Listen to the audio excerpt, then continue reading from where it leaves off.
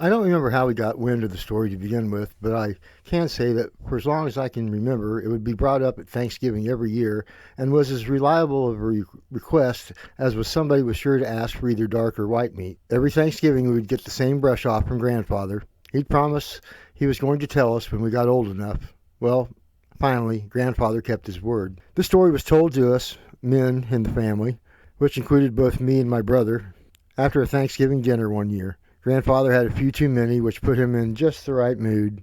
He said the year was just before they started taking men for the war. So I'm guessing, maybe 1941, 40, something like that. It was late summer. Grandfather was working on a telephone line crew that had been hired to clear the way through the trees and brush that make up the Green Mountain National Forest, which, if I recall correct, he said it was in Vermont or somewhere near there. The crew worked 7 days a week, taking no days off. The company didn't mind paying the big checks because they were on a deadline. That made the job very attractive, especially to men who were unattached since they had nobody to leave behind. He said they had one guy on the crew who was unbelievably good looking. Most of the men out there were not alone and single by choice. They were not attractive enough to have wives or girlfriends. The reason he had come out there to work was because it was all men and it was too far out in the wilderness for any women to chase after him out. Now, before I get to the real heart of this story, there is another story I'm going to tell. It isn't dire to the second story, but it does do an excellent job of setting up the circumstances. Now, keep in mind, we're out in the middle of a forest, and the only way to get to us is if you followed the swath that we were cutting, which would eventually have telephone poles and telephone lines running through it. We were making our way through the passes. It is hot. The hottest part of the day is made worse because it is muggy. The surrounding atmosphere had taken on that heavy feel you might recognize from time spent in a yard that had been allowed to become overgrown so that when it finally got mowed, the air was heavy with its scent. The bottom line is, going was miserable, hot, and itchy. Sometimes in the hottest of the day, it would be literally hard to get your breath. How many days, maybe weeks, did it take her and the guides that she hired to make their way to where we were at? There were no crossroads that we skipped over and picked up on the other side. It was nothing but forest, and they had to start after us from the spot where we started cutting. It was a long, long way back. They had been out there on the crew since July. It was a collection of sweaty, stinky men doing man stuff. Believe it or not, along toward the end of July, one day a woman showed up looking for Jeb. She had hired 2 guides who took her along the cut swath, and they eventually caught up with us. Grandfather said the woman and Jeb, which is what he went by. And a side note, there were a lot of men out there working who were using names that were not their own, and Jeb might well have been one of them. Anyway, Grandfather said they were not close enough to hear the whole conversation, but they did overhear enough to know that the woman had begged him for some intimate time together, to which he was adamant that wasn't going to happen. When she was insistent, he went into the details of why such a request was impossible. Then finally, in order to get her to leave, he ended up promising he would contact her as soon as the time came that he was finished with the crew. She was embarrassingly forward the time she was within our earshot, so we figured she must have been really, really forward when they talked alone. And still, he stuck to his guns to nearly every man's disbelief. The 2 guides practically had to drag her off. They left the area with her calling for him over her shoulder. She promised things that I guarantee you there are men who still to this day think of her and the things that she said. After she had left, the men looked at Jeb like he was a riddle that they knew they should be able to provide the answer, yet at the same time could not begin to fathom what he was thinking. Still, whatever his reasons, none took away the fact that he had such an influence on such a pretty girl as to motivate her to come out in the middle of nowhere. And who knows how long it took her to get there, to throw herself at a man so unselfishly and embarrassingly. It was unheard of, which elevated Jeb to legendary status. Even more so because he did not relish the attention. Now, that brief story was told to you, would perhaps better understand the effect this man had on female, and as it worked out, on more than just our species. Jeb was a blessed man with a body that was naturally something that Michelangelo would have paid to have sculpted. He was 6'4". He had long, curly, dirty blonde hair, an easy smile, and eyes that were a deep brown, which when combined with his easy, quiet, and confident manner made everything he said seem like it had to be the truth. which Grandfather said was easily convenient since as far as he knew, it always was the truth. He was probably under 21, but even so, he had a leadership quality about him that combined with his unfailing confidence, and why wouldn't you be? I mean, if you had always had every female you encountered throw everything to the wind in order to hopefully gain your attention, and it just made him someone who stood out. It didn't matter he was one of the youngest out there. The men still looked to him. The older ones not so much for advice, but, well, it might sound stupid, especially to the women folk. But I say this as speaking of one of those who fell into the category.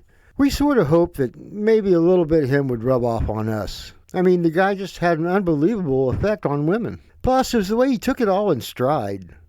Maybe not the way he was out there basically hiding from his gift. More the way he just accepted such was the way of life, and he saw nothing special of it, and nor had much of a clue what sort of power that he wielded. If any one of us men had what he did, we'd have thought we had just won the biggest jackpot life ever handed out. Of course, that was before he got taken.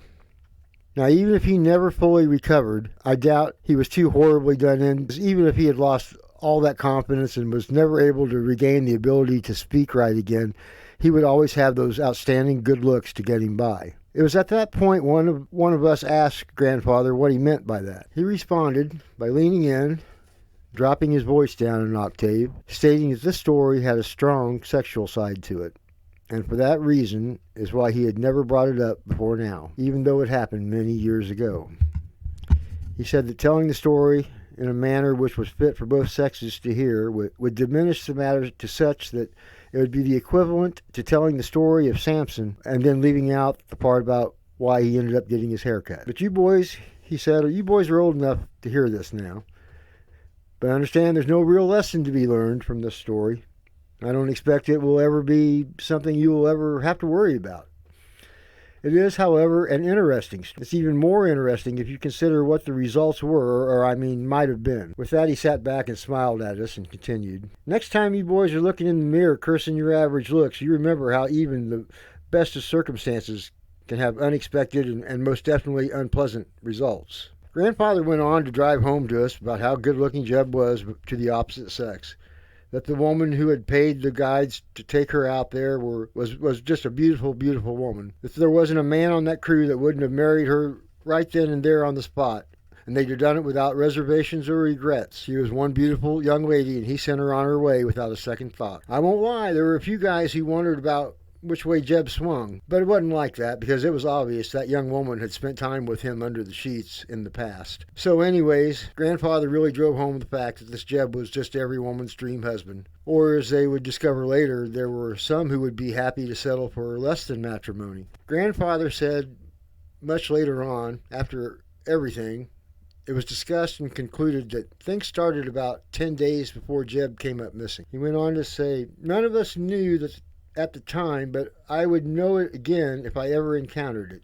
It was an odor, a stench which was, as we later decided, perhaps even more offensive to us because of the fact, but a horribly terrible, and I do mean terrible, as this odor was, it had a hint of attraction to it. Now that's not really the best way to describe it, but it's the fastest way to convey the point that I'm trying to make about it. One of the men said it reminded him of a bear, or maybe some version of a deer was in heat and nearby. Anyway, so they encountered that odor every day until the day after Jeb come up missing. That was the first day that they stopped smelling it. Now, I know what you boys are thinking, and you're right. But it's going to get a lot worse than what you're thinking. Now, we worked day in and day out there. Each day was really no different than the next until we encountered that horrible odor. And even after the odor, things were no different. It wasn't like we had changed up our everyday routine just because things started to stink. As I mentioned, this was the last part of the summer, so it was common for the boys to hit the nearest water and cool off after work ended. Normally, there were several men down there at the spot where everybody was swimming, but that day it was different. It was Jeb's birthday. So the boss gave him a couple hours off at the end of the work shift so he could hit the water and have some time alone to enjoy it before the rest of the men got down there and muddied everything up. So Jeb left the crew early and headed for the water. When you have just finished a day-long shift in the heat of the sun, it can cause a person to be in what I would term as a cocoon, You have tunnel vision, and anything you can hear sounds like it had to go through a couple panes of thick glass before it reaches your ears. Jeb was likely in such a state when he arrived at the water. Oh, it was going to be so refreshing. And that would be the last time that they would see him for several days. This is how he told the story that happened to him after he left. Jeb hurried down the stream where they would all eventually be swimming. He stripped down and dove in and was just coming up from his first time from under the water when, as he came up, something grabbed him and he was helpless to get away. He felt a huge hand place itself over his head and he was controlled from then on. It didn't take any time to figure out he had been grabbed by an ape which had a size unlike which he knew even existed. He said he struggled to get away. He was naked and pinned against her side, and she carried him with one arm through the forest. He kicked with his feet and his arms. He tried to get away, but he couldn't. They went for several miles and finally came to a cave, which she forced him to go inside. And next she took some small trees, some of which still had their roots attached, and placed them strategically across the front of the cave so he could not get out. Plus, she discouraged his attempts with a swat, which was strong enough that it probably would have broke his bones if he hadn't been fast enough to get his hands back inside. Night came and she disappeared, but returned early the next morning. By then, Jeb said he was extremely thirsty because he had spent the night yelling for help. None came, and he assumed they had went too far for anyone in the crew to hear his cries. When she returned, she held herself funny. Jeb would soon find out why. He said she moved the trees and then came into the cave with him. He was, as mentioned, completely naked and extremely thirsty. He was shocked to discover she had brought water, nestled between her breasts, which she let him drink. On a side note, I wonder if they carry water to their young in such a manner. They would have to get them water somehow. The grandfather leaned in again and said in that ultra-low voice, she had a way of making the water run down to her nipple. She had him drink it that way. He shifted uneasily in his seat. It gets worse.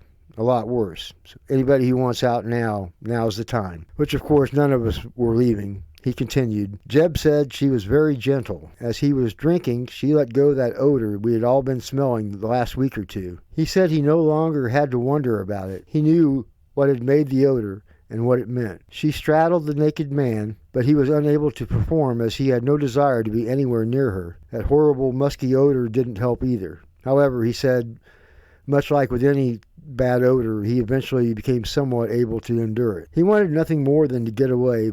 Still, her overwhelming strength required he stay put. Next, she continued to straddle him until his body responded. He said, I could not withstand her feminine ways. His words, not mine, said the man who was telling grandfather. And then, when they were finished, she licked his face lightly and she started to leave the cave. Was he free to go? Now, before you start in telling me I didn't need to involve so much detail, I will tell you what was said to me. You would have thought about that story many more hours than need be, and if you just heard how it actually went ahead and happened, instead of trying to picture the many different scenarios which were possible, well, this saved you a lot of wasted hours while having your curiosity still satisfied. So don't sit there and tell me it should have went down otherwise. He said he will never know if she planned on keeping him there in the cave, or if she planned on letting him go, or if she planned on blocking him in the cave, but with no plans to return to let him out. The reason he didn't know what she planned on doing with him was because they were interrupted. Now think about that for a minute. You folks tell me in the comments, what do you think could have possibly happened to make such a scenario become worse? I mean, if she wasn't going to keep him as a love slave, and she wasn't going to kill him, whether by leaving him locked up or simply by hand, what could possibly happen that could have made things worse? Remember I mentioned when they were being so intimate that she had let go some of that gland that filled the area with that awful scent? Well, it didn't go completely unnoticed. An even bigger Sasquatch roared outside the mouth of the cave. Jeb said he was more terrified than he had been so far, and that was saying a lot. However, it came to prove that the big beast waiting outside the cave entrance wasn't waiting for him. When the female Sat stepped out of the cave, she was grabbed violently and taken away, and they were gone. It was all over for Jeb just like that. At first, he just ran. He doesn't know if it was luck or if his mind was working somewhere in the background, but he came to the place where he had been taken. He was shivering and not making much sense when he was found. He walked the distance back to the camp, following the stream from where he'd originally been taken. His body was covered in mud and filth. He had scratches and was obviously in shock. It would be weeks before they would hear the entire story, which was passed on by their boss. Jeb was taken out that evening and never returned to the crew, not that they expected to see him. It turned out he would have been better off facing the women back in the civilized world, since none of them had ever gone to such extremes. Although grandfather said he believes that the young lady that came out there to see him would have had the chance. Who knows? Anyways, that's the story. You can now understand why grandfather never wanted to tell the story while everyone was at the dinner table.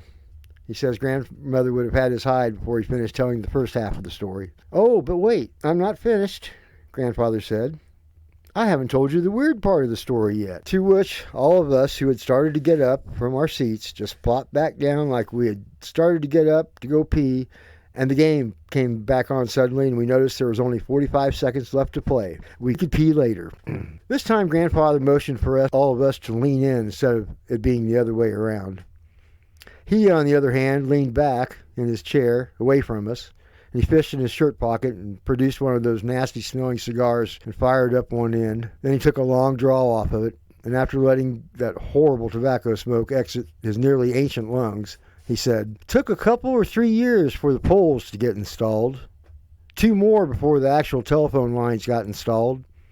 During that time, there were several different crews that followed that swath that we cut originally. Some put up the poles, others came along behind and put up the lines themselves. There were rumors that went around. I'm sure it meant very little to almost everybody who happened to hear it. When it reached my boss's ears, however, well, he wasn't laughing.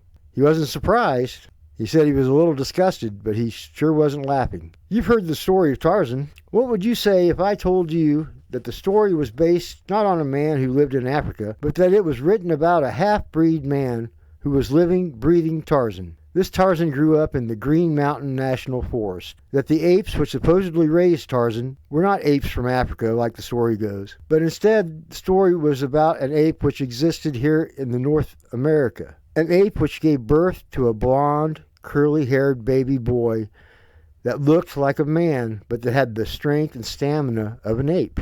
Well, we called him on that. Tarzan was written a long time before Grandpa was claiming all this had happened. His reply to that was that he didn't mean the story was written because of Jeb, only that it was written about him, or rather about his vast grandfather. What would Grandma say? She'd tell you that if your grandfather said it happened, then it happened, and I am telling you it happened. Well, anyways, crews was sent out because of some damage that had happened. One of the men claimed to have seen a blonde-haired little man running around without a stitch of clothes on his body. Said first he was swinging from one tree to another like a monkey. Then he dropped and hit the ground, and with a speed unlike any other man they'd ever seen handle themselves, especially in a thick forest.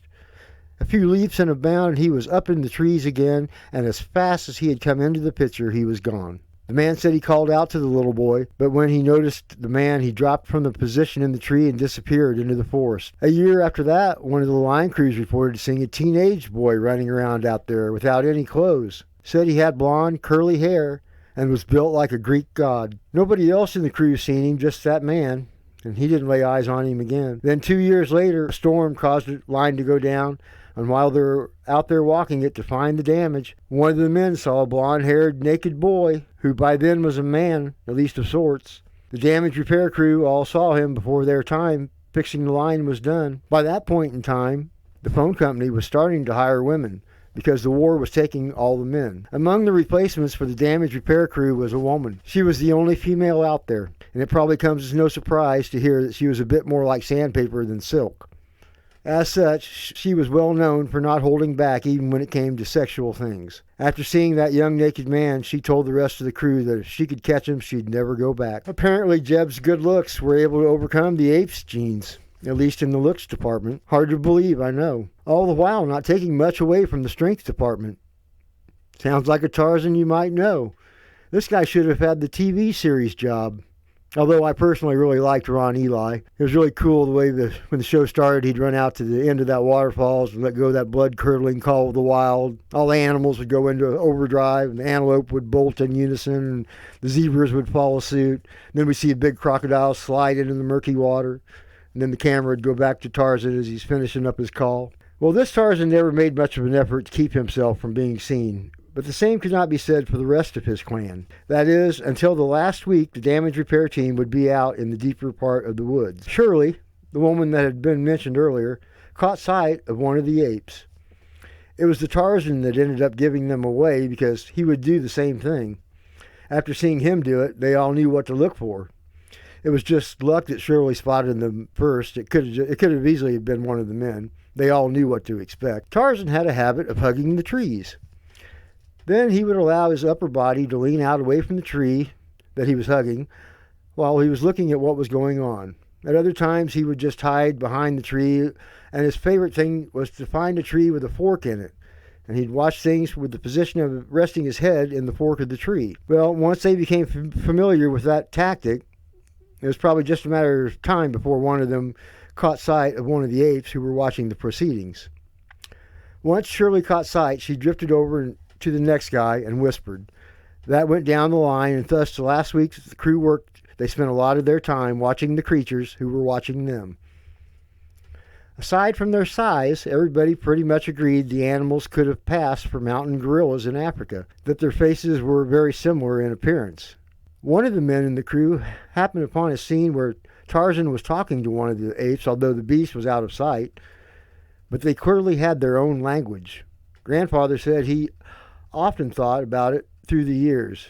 What an amazing story that boy could tell if they were ever able to teach him to be able to speak our language, any language which could be translated. The man who overheard them said he couldn't make heads or tails of what they were saying, but that their language had a lot of grrs in it, or that was his take on things. I can't help wondering what Jeb would have thought about all this if he had been made aware. Tell us in the comments, what do you feel would have been the right thing to do? Tell Jeb about his son, or let him continue with his life, since ignorance is bliss. Thanks once again for visiting. Please subscribe. It's appreciated. Godspeed to all.